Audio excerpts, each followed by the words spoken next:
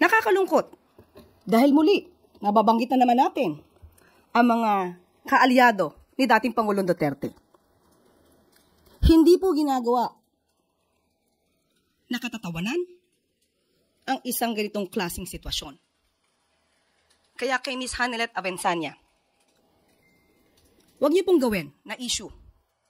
Dahil may buhay po ditong nakasalalay, may mga buhay na nawala.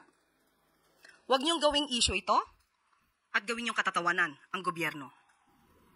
Hindi natin malaman bakit ganon ang naging attitude ni Ms. Hanelet. Parang ikinatutuwa pa ba niya na may mga ganitong sitwasyon sa bansa? Hindi ba dapat bilang Pilipino, nagkakaisa tayo upang ang bansa natin ay umangat? Hindi lamang para sa taong bayan at para na rin mapakita natin sa buong mundo na ang Pilipinas at ang mga Filipino ay nagkakaisa.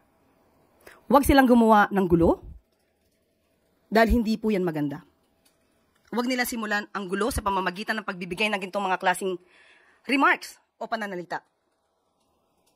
Ang Pangulo po at ang administrasyon ay kinukundina ang bawat krimen na nangyayari sa bansa.